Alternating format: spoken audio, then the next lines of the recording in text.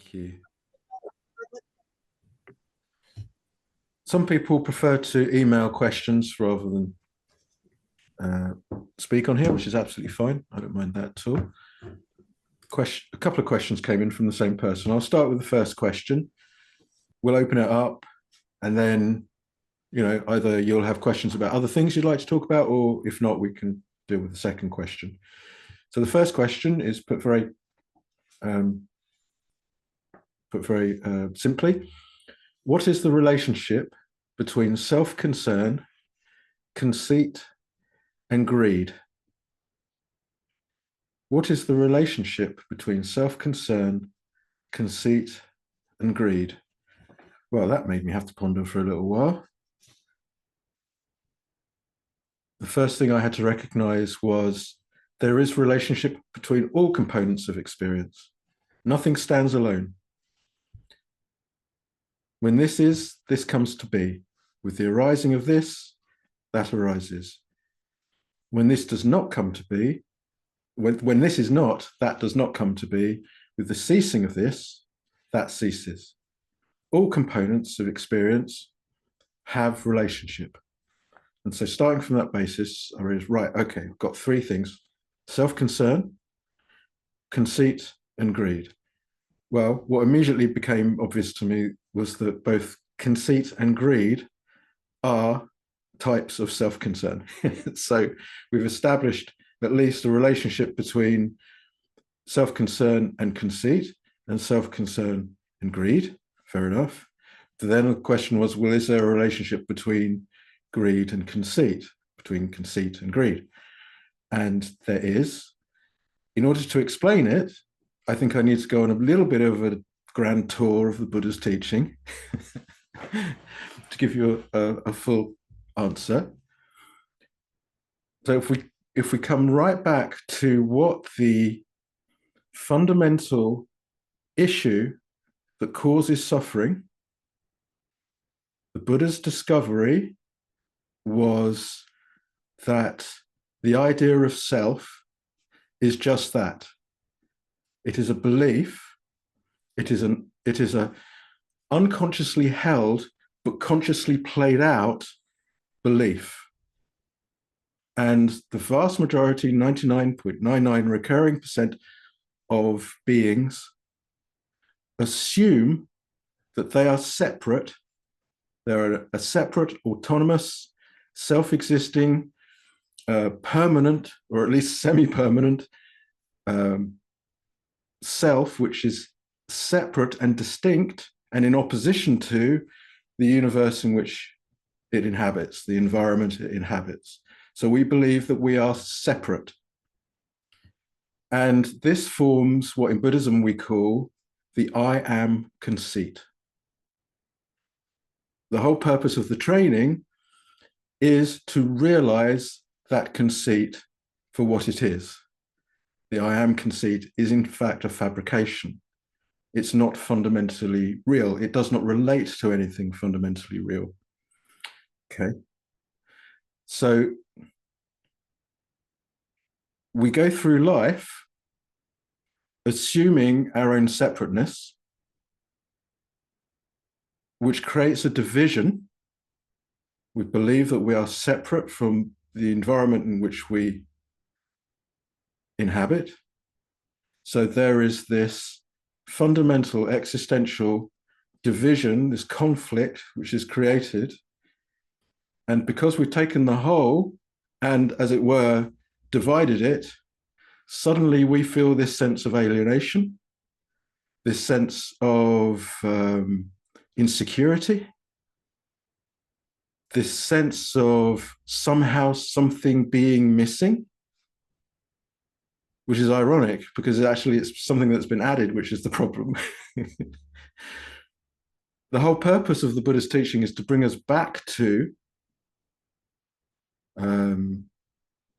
reality again and again and again, to see that that division is in actual fact a fabrication, and that all the conflict, the internal existential conflict of alienation, of separation, of loneliness, of abandonment, of feeling disillusioned, unfulfilled, feeling that there's something missing in life, all comes from that fundamental fabrication, the I am conceit.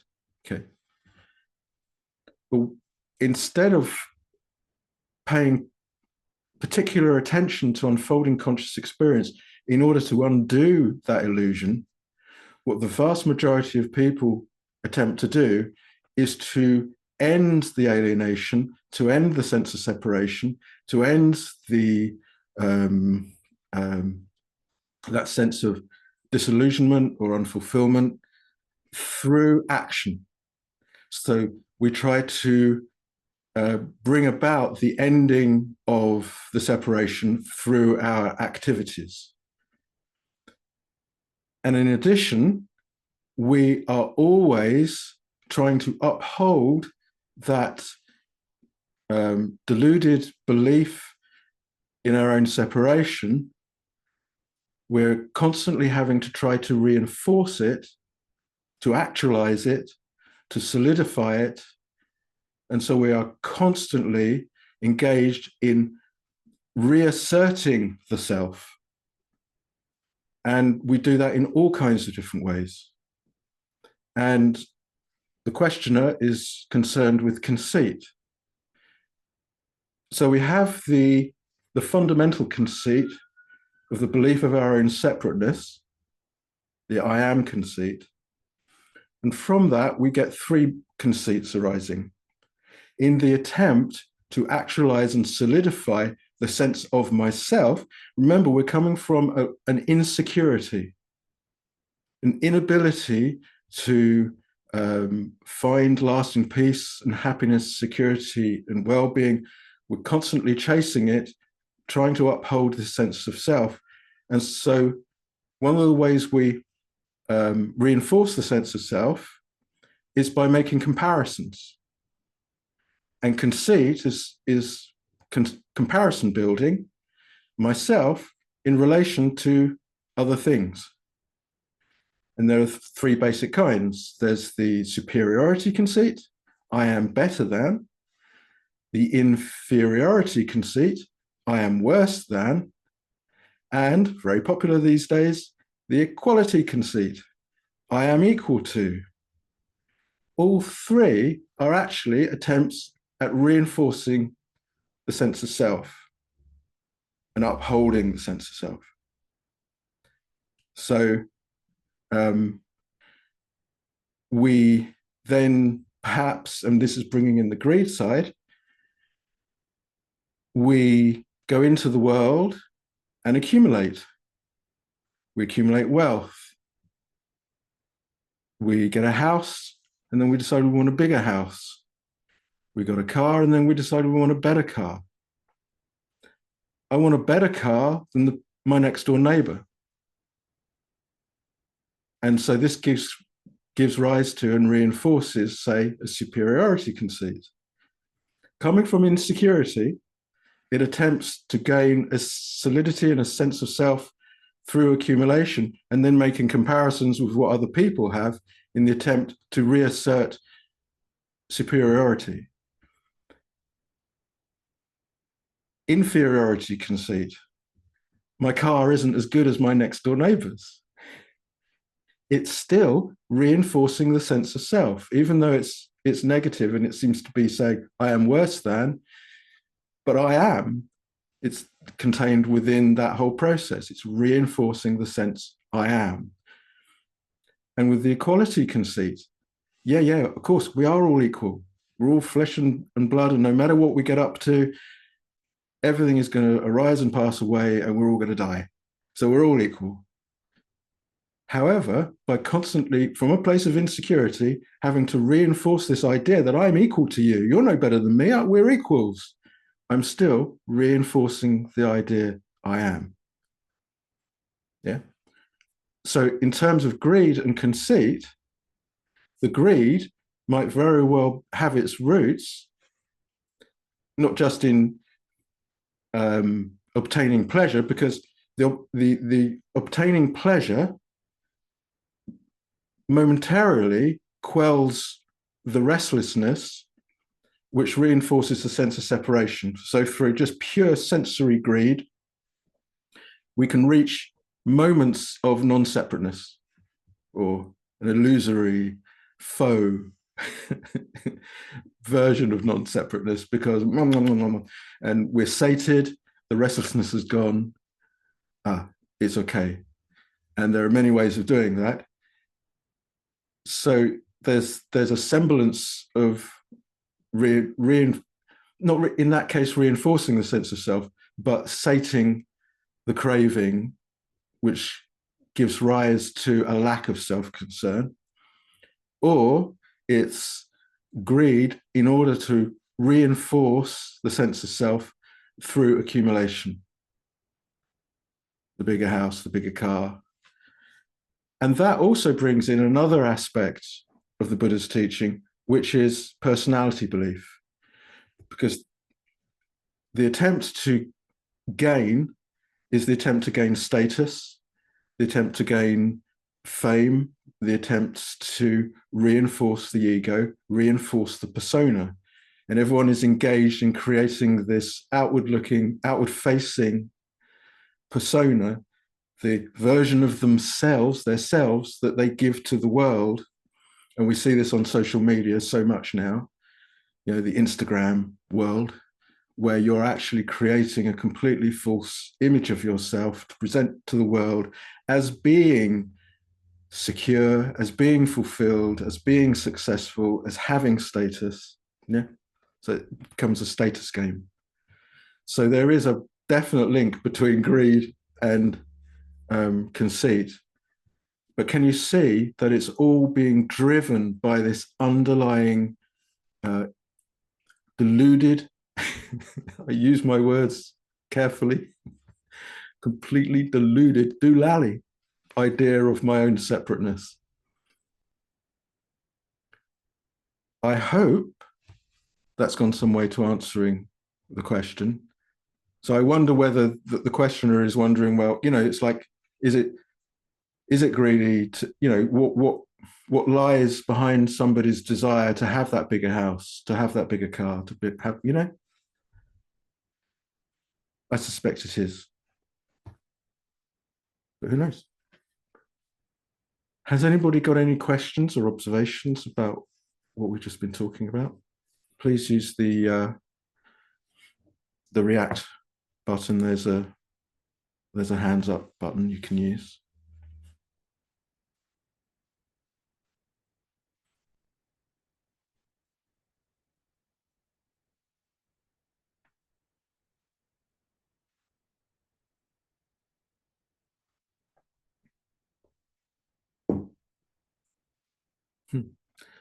I guess maybe I put it across really well. That's why I have no questions, or I've baffled you so much. Edward, hello. Would you like to unmute yourself? Hello. Hello, nice to see you. Hello. Thank you for that explanation. You got me thinking about the act of creating things. Then, in terms of artistic endeavors or whatever, mandalas and there are other kind of expressions of samsara, and I would say beneficial creations versus non-beneficial creations. Distinction. If something is being created, then it's an extension of that kind of self component that you're referring to. Oh, not necessarily. I mean, it's a very good question, and I do have to, you know, you're right to draw this out, and I have to make the distinction between greed on the one hand, which is you know, you would say is an out and out act of trying to reinforce the idea of self. But there are also, you know, I should mention there are things like service. Service to other people can be done relatively unselfishly, and it's, you know, there are many beautiful states of mind, there are many beautiful actions that are performed. It's not the end of the performance of action that we're talking about, merely we're aiming to free ourselves from the delusion of separation. So acts like service and so forth, metta, loving kindness, meditation, help to actually reduce levels of self-concern. And so you'd say that what we want first is a healthy self-regard, a healthy self-image. And we can get that through enacting the Buddha's mundane teaching. So being of service to others, keeping precepts, trying to be helpful and kind and thoughtful and so forth. And then in terms of creativity itself, it is possible to create without it being generated from a need to reinforce the idea of oneself or to try to overcome an insecurity. It can just be done for the pure joy of the creative process. Right. Mm-hmm. So it doesn't necessarily have to come from self-view. It doesn't have to come from conceit. Thank you. Does that help, Edward? I mean, it's a very good question. Yeah, thank you. No, very clear. Thank you. Thank you. Yes, I've been investigating sacred geometry recently, and it's an extraordinarily fascinating subject, and it's sparked my creative juices once again after a long time of not doing anything. So it's something I'll be investigating. And here's the thing: it's the joy of the process. That the finished, like I was talking about with meditation before, the finished thing will be the finished thing. It'll be what it is. It's the joy of the actual creative process. And so we're not saying that all creative process is conceited and wrong. Mm. We're just saying that the what is the underlying basis for people suffering, and the way that people try to address the suffering in the world, but they're actually going the wrong way. So sorry, thank you. Leslie, thank you for your patience. Greetings. In a sense, the perception of self, it come to me, the realization that, like a holographic image, when you get those pictures in the newspapers where you would look at the picture and you would see a picture, but then if you changed your eye focus, another picture would spring out. I can't do those. But I've been trying for years. I can't do them. But that process is a bit like our perception of self. It's one picture, one image, but then it's changing the focus in a sense and realizing that that image isn't the only image. There's another image, the view from a different view, i.e. becoming aware for the moment of that sort of enlightenment sort of business, that change of perception.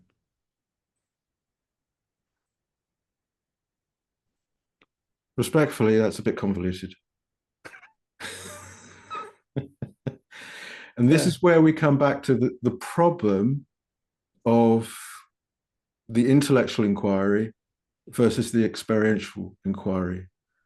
So quickly we can tie ourselves up in intellectual knots and make even more difficult and more challenging what is already a difficult and challenging task. Yeah. And so there's a simplicity to the practice wherein you simply allow whatever wants to arise, and you mindfully note it. And gradually through that process, and doing a little bit of reading, not speculation, but just reading, and not even attempting to take what we've read into the meditation, but simply doing some reading, then going to meditate. And gradually we straighten out our views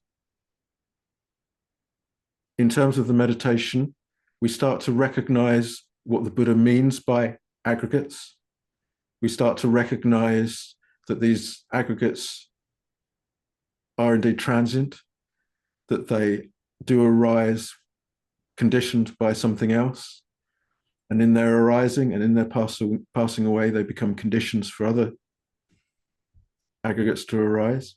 And we start to get a sense of how everything is interconnected and not separate. And we start to get insights into the mark of non-self. And an insight, an experiential insight into the mark of non-self is so simple. The moment we try to put it into words, it becomes complicated. But the actual experience itself is so delightfully simple.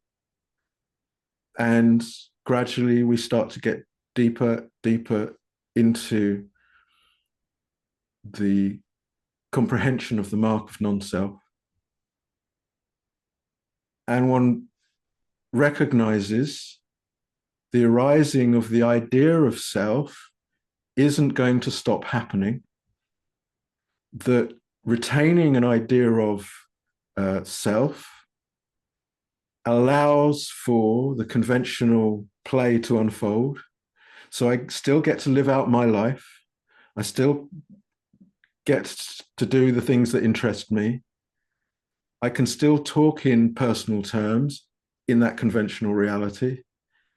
And yet at the same time, I have come to understand that it is empty. Because we're not just talking about non-self in terms of me or you. We're saying that all objects are empty of whatever it is that the perception is saying is there. That's the meaning of emptiness. It's not nothingness. It's saying there's a tree, a mountain, a hat, a piece of cake has no intrinsic hatness or piece of cakeness within it. It's all just a coming together of these aggregates arising and passing away. It's the most wonderful mirage, a wonderful, just the most amazing cosmic dance, the unfolding of a cosmic play. And we still get to live out our lives within it, knowing all the time that it is just a cosmic play. It's just a dance, cosmic dance. So Leslie, I would really encourage just a really simple approach. It's okay not to know. It's okay not to know, and to come at this from a place of knowing that one doesn't know. That requires faith. The intellectual work is often trying to act as a surrogate for faith, but it doesn't work. We need the faith. The faith, the confidence to say, yeah, this is good. Like I was saying before the meditation, I realized it was an axe. It's the handle of an axe, and you chop. You can't see how much of how much wear and tear on the handle of the axe there is. But over the days, the weeks, the months, the years, gradually, the handle of the axe gets worn away. And in the same way with our practice, we rest in the faith that it's okay to come at this. We need a certain amount of intellectual work. We need to study. We need to come and share these Zoom meetings and so forth. It does require the willingness to reflect on one's experience, keeping a journal, for instance. What happened in that meditation session? What can I remember what happened, and what order did events arise? It's very helpful in setting up a period of meditation, just to reflect on what the instruction is and remind ourselves. And then we put the thinking part. It's just one component of experience. Thinking does arise, but we're learning not to try to define everything through thinking. We just use the thinking to note and label what's taking place. And then a different kind of understanding emerges through repeated observation of our unfolding conscious experience. We start to get these insights, which are not the product of the intellectual mind. Leslie, I'm not just talking to you, I'm talking to everyone, Leslie. That's perfect. Okay, thank you. Yeah. It's just this tendency that many people have. We just make it more complex than it needs to be, I feel. Okay, thank you. Thanks, Leslie.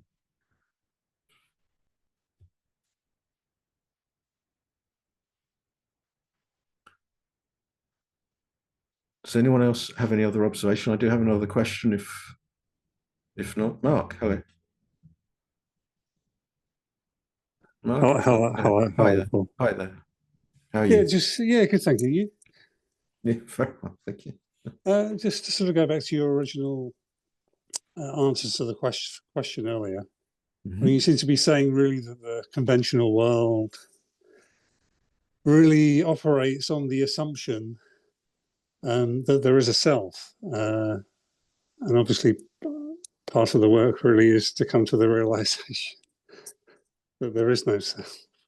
The idea of self is empty of any inherent reality. Yeah.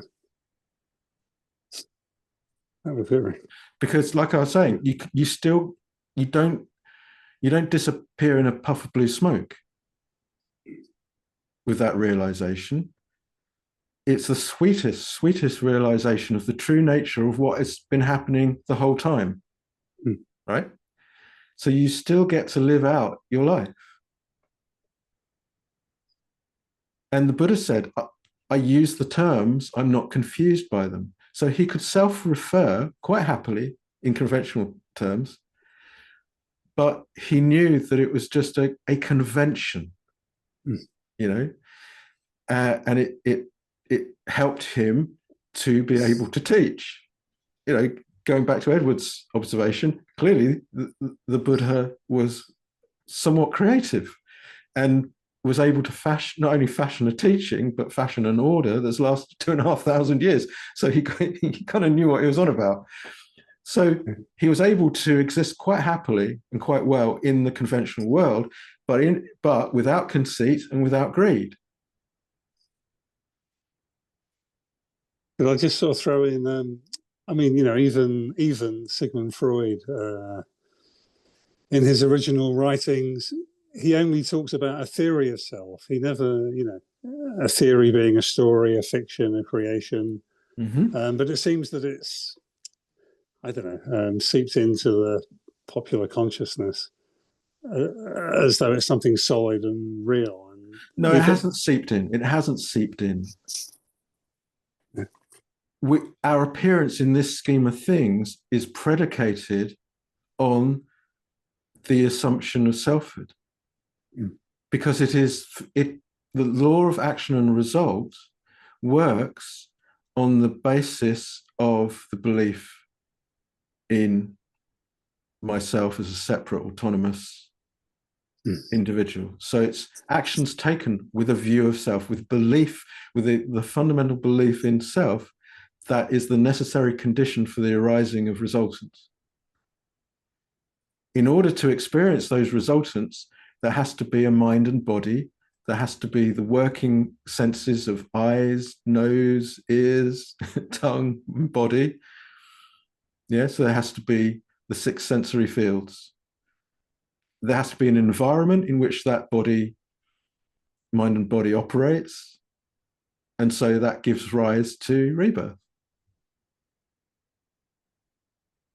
It's such a complete system, Mark. It's such a complete description of how life works. It doesn't require Sigmund Freud. With the greatest respect to Sigmund Freud. No, but I suppose we tried Jung a couple of weeks ago. Now we're on Freud. Yeah. Well, I suppose I don't want to diss them, but it's unnecessary. But all I was saying really was that even he was saying it's only a theory, like it's not. All right. So, yeah. So what? We've got more important things to do, Mark. Really. It's like, oh yeah, lots of people have lots of ideas, and people borrow tremendously, but they only borrow the bits they like. And so we've got a complete teaching, following which one realizes the true nature of things in a way which is not dependent upon what anyone else has to say. So, but to get back to your point, I mean, I have to respectfully point out that the theory of self has not seeped into our culture as, you know, and been misinterpreted as meaning something solid. No. This is a timeless problem. the Buddha himself said, were it possible, were you to pile up all the skeletons of all the bodies of all the past lives that you have had personally, not talking about all of us, just you personally, it would form a mountain higher than Everest. This is a problem that predates Sigmund Freud quite considerably. Yeah, I take you for. So, Mark, again, not personal, but I'm just doing my job here. No, I really appreciate it. Thank you. Not so. Thank you. All right. There was another question on the list, which I think it's fair to answer as well. Good question. How to maintain or rekindle motivation, whether one lives near or far from the center?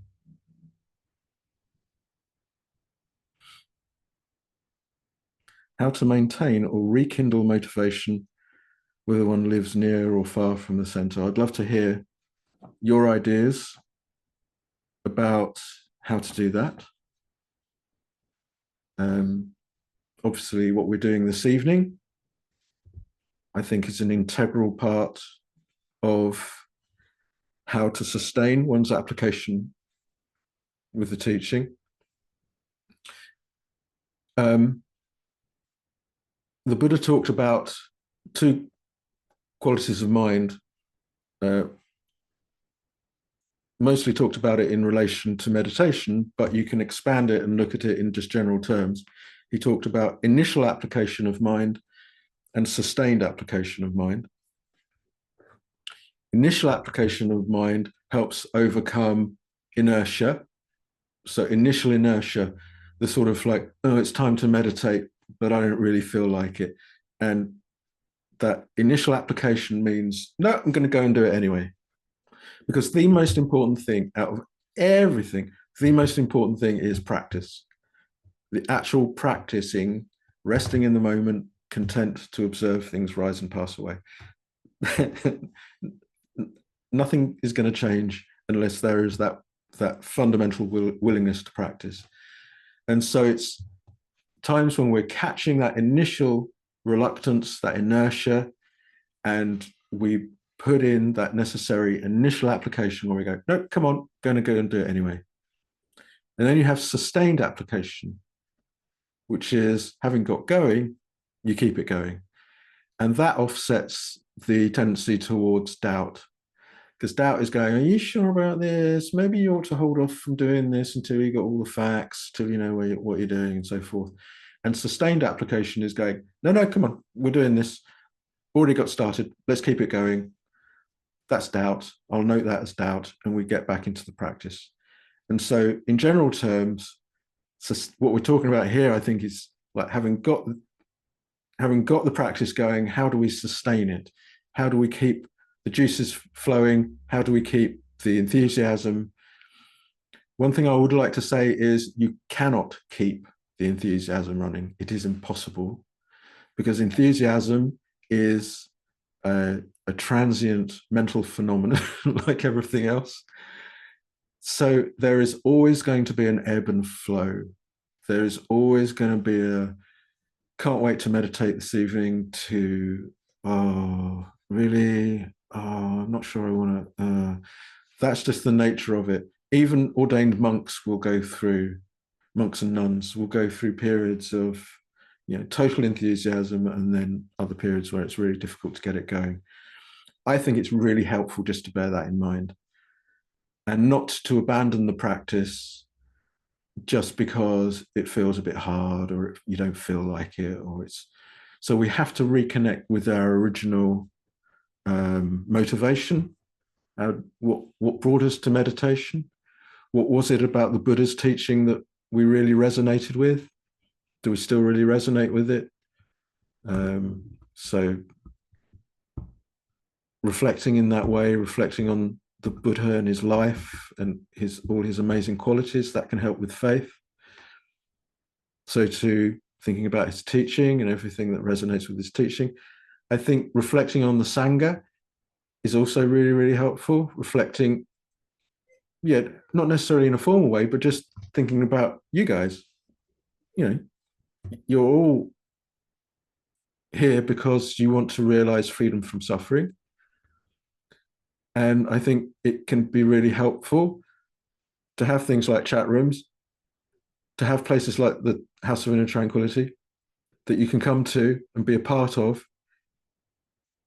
Practicing service at the center is a tremendous way of keeping things going. I appreciate that the question maybe is about people at a longer distance, but keeping these contacts, having friends in the Sangha that you talk to regularly, I think will all help to keep the fire lit and burning. Failing all else, of course, there's just life is suffering. If you gave it all up, eventually the suffering would become so intense you'd come back to it anyway. I think that is some people's experience, or you'd find something similar. So, yeah, so you've got to keep it to the forefront of your mind. Daily practice without any question. That's non-negotiable, surely.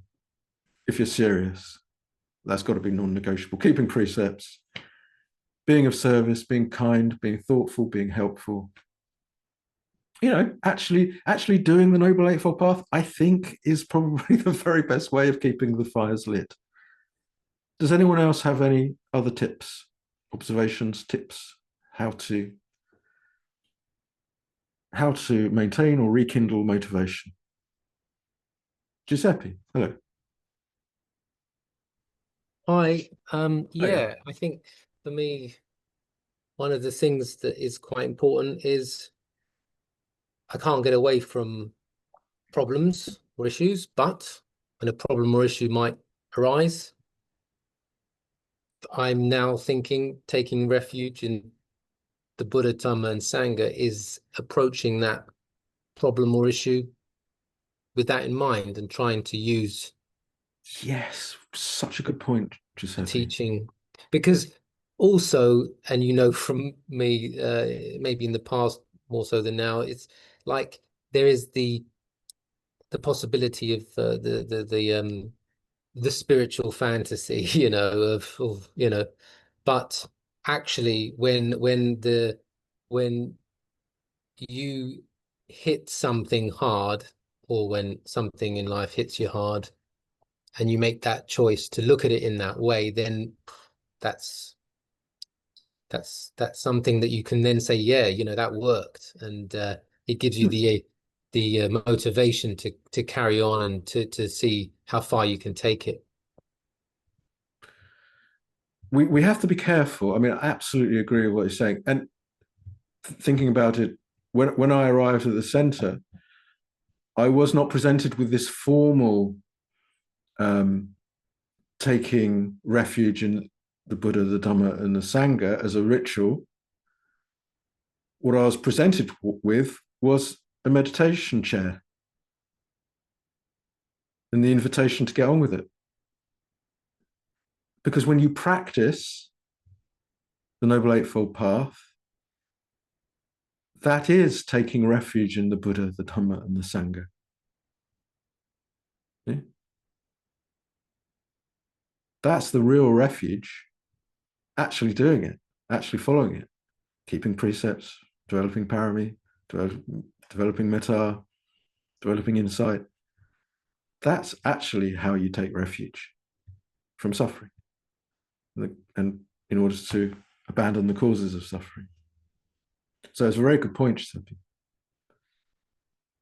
And we're back to this thing of like faith in the teaching, becoming confidence in the teaching through experience.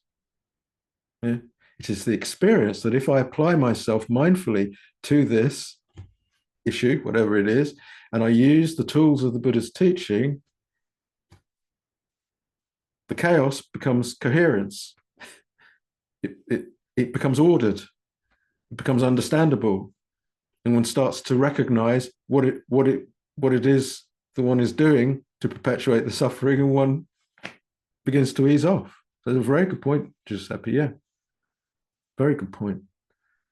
And that confidence, and the other thing I feel I need to mention is like, yes, of course, the Buddha's teaching emphasizes suffering, but there is also just the most tremendous joy in the revelation of the way things actually are. And just meditation free of hindrances becomes just the most fulfilling thing. And the simple act of just mindfully noting and lovingly attending to reality as it's unfolding turns out to be all you ever wanted.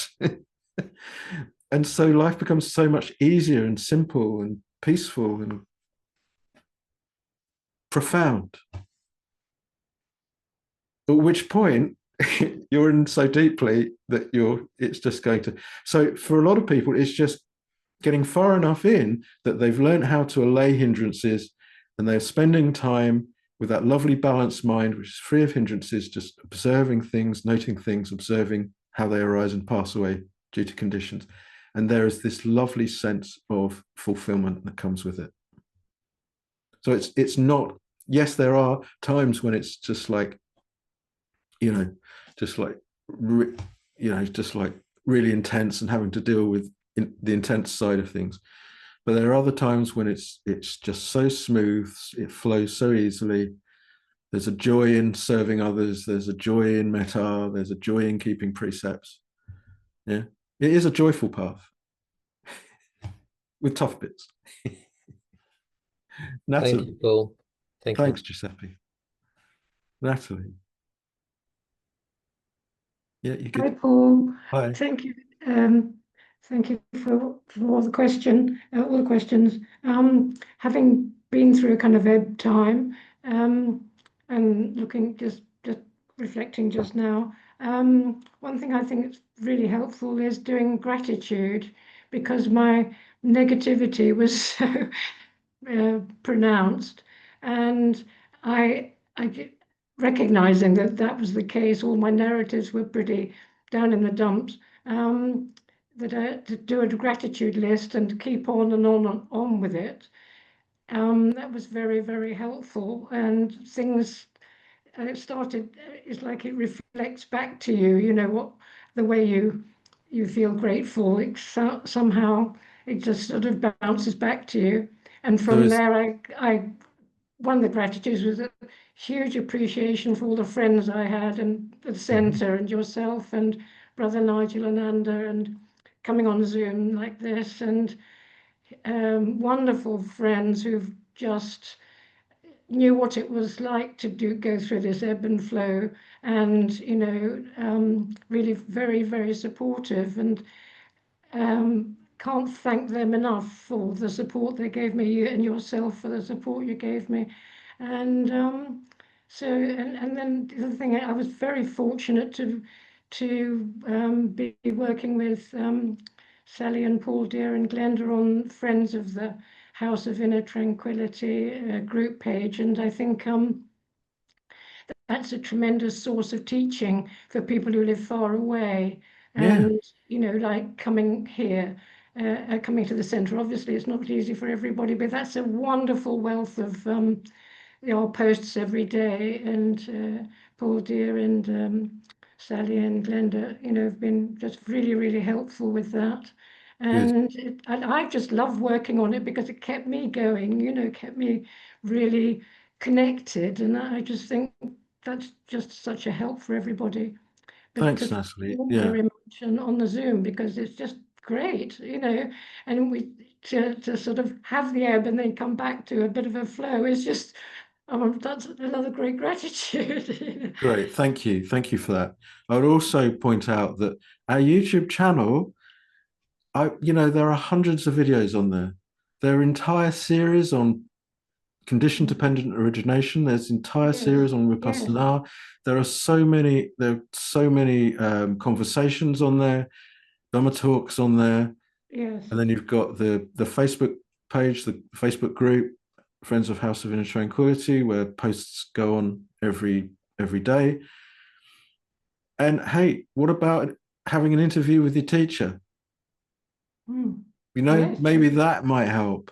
Yeah. Oh my especially gosh, you've these helped me days with hugely. the internet and being able to have like Zoom conversations here. We are an underutilized, I always careful with my words. We are underutilized. There is vastly more scope, potential to the center. It's here. Why don't people use it? Mhm. I guess ultimately it's people's choice, but it's here. It's available now.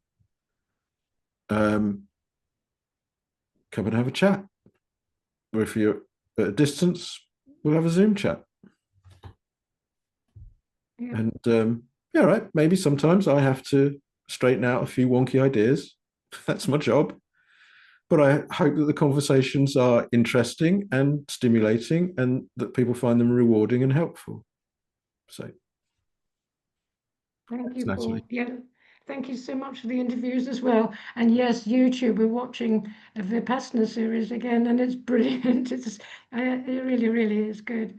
Thank you Yeah. very, very much, Paul. I mean, the whole reason for me doing it was so I didn't have to write a book. That was not a fun experience. But maybe I think I've maybe got another book in me at some point, but I won't tell anyone that yet. But anyway, Natalie, thank you. Thank you. Birgit, nice to see you.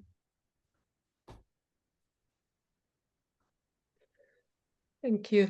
I was just thinking, like one of the things that I find really important is to be able to sort of be patient with myself as well, and not have that big list in my mind, and just thinking that actually doing the best at the moment, just now, that's good enough, and I don't have to sort of tick that box and tick that box and tick that box.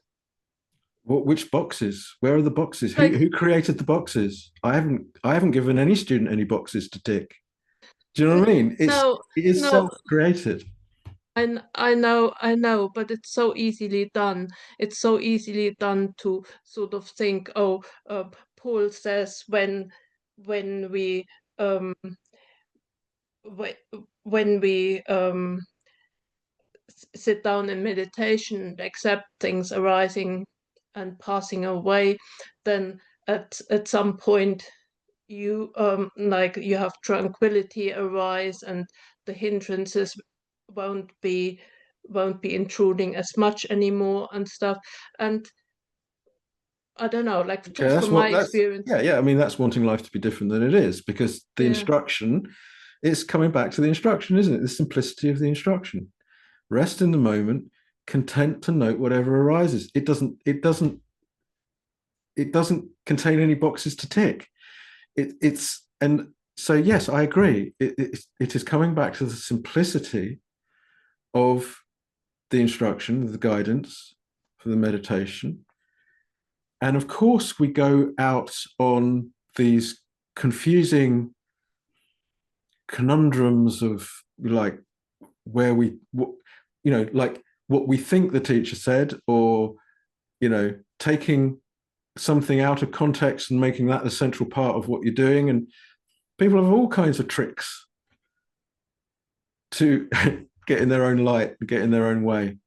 But if someone persists, it comes back to the simplicity of the instruction. Simplicity is the other side of complexity. And so it's giving up the craving for things to be different than they are. So it is. And for me, just patience really comes in there as well. That's why I talk about the wooden handle of the axe. Mm. You don't, because if you're into the process, like we're talking about with Edward with the art, if you're into the process, the end result takes care of itself. Mm. And there is great joy and fulfillment to be had in the process. Yeah. And as you see, because here I go, because part of my job is to present a kind of path. This is the way that things develop. And it's so easy to then go, oh, Paul's saying it should be like this and it should be like that. But when I look at my experience, it's not like this, it's not like that. And so this is why it requires certain nuance and an ability to recognize that, yeah, it's part of my job to say, as things develop, the hindrance occur less, and there are periods that are relatively tranquil and calm and peaceful, and then we start to go deeper into the insights. I have to present that. So it requires a certain intelligence and nuance on the part of the individual meditator to recognize, yeah, okay, that's all right. So that's something that's going to be happening later on. I'm going to really, really get into looking at what is arising in this moment, because that's what the instruction is. Yeah. Thanks, Birgit. Yeah. But yeah, absolutely. Faith, patience,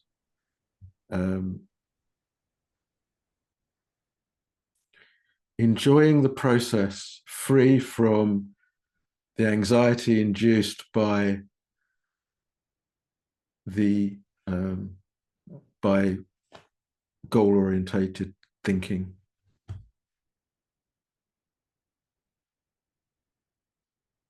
And if someone persists, they realize that.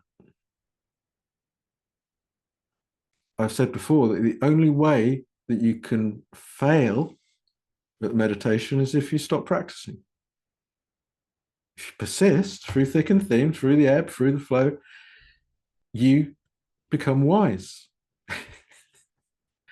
You understand, like talking about narratives. I know that so many more of you now, because you do talk to me, now understand that all narratives are false,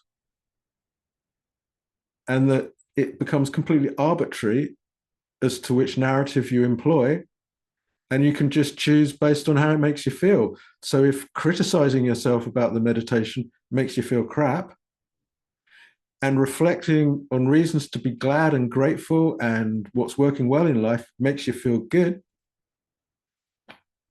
they're both inaccurate. Which one are you going to go for? It's just the tendency to believe our own thoughts as being truth. And I know there's lots of you that are now really understanding that and getting that. It's completely arbitrary.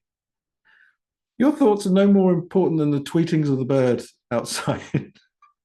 There they are, the birds tweeting in the morning, going, are they tweeting about me? So, yeah. So when you realize, then you see, this is where meditation becomes so extraordinary and powerful, because you can start playing with narrative, and you realize I mean, this is what we do when we practice metta, isn't it? When we practice loving kindness, you start to realize there's a real power in the kind of narrative you choose to employ. And then you don't suffer from a lack of motivation, because you realize that you can just change the narrative in a moment, because you're not fixed to it, because you realize that they're all actually inaccurate. It's just some produce pleasant results, like the arising of faith if you practice the recollection of the Buddha, if you practice gratitude, yeah, reasons to be cheerful. It was such a beautiful afternoon here, low-lying sun, the shadows, the sunlight shimmering on the trees, everything had this just rich color to it. So beautiful and quiet. Lovely. You have a choice. It's 4 right efforts, back to the Noble Eightfold Path. It's the choice to abandon the unskillful and to promote the skillful.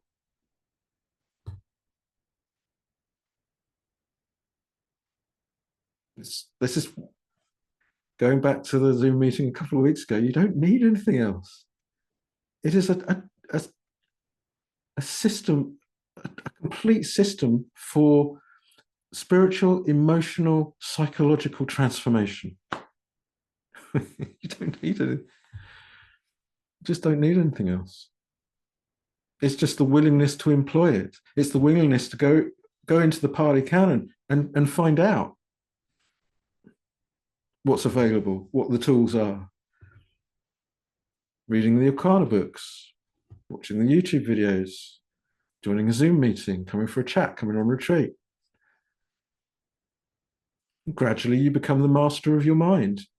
And you realize that everything that's going on, all the perceptions, all the feelings, all the volitions, the intentions, they're all,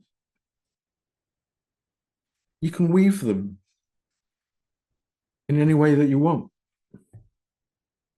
You become the master of the mind. You truly become a magician in that sense, the magus, the magician, weaving whatever you want to weave.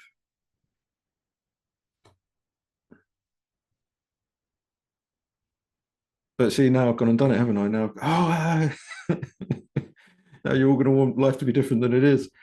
But it's just a patient, gradual exploration and deepening of the awareness of what we've actually got here. It's no longer taking any of it for granted. Not even the rising of a thought or a feeling or a perception. It's all just utterly mysterious and awesome. But most people can't see it because they're trapped by this view of self that, entraps them and imprisons them. But if you're prepared to pay exquisite mindful attention to each component of whatever experience arises, and our tendency is to say, no, that shouldn't be part of it. It's supposed to be like that. And so we're battling, pushing, pulling, and we're not just resting and just acknowledging what comes up. More and more we just rest and acknowledge what comes up, we start to see the mystery. We start to recognize just how awesome it is, how awesome any of this is. Okay. Any other thoughts or observations? I think I'm done, actually. I'm going to make that decision for us. So I can't actually remember when the next meeting is, because I know that next week we're having a quiet week. So I don't know how that messes up the schedule. But we will. I did note that, Paul. It's in 3 weeks. It is in 3 weeks. Thanks, Ellen. Because I'm hosting again and it's in 3 weeks. Yep. Oh, you're brilliant. Thank you. Okay, so 3 weeks' time then. So, of course, I will post this to YouTube and Facebook, so you'll get to have another view of it if you wish. In the meantime,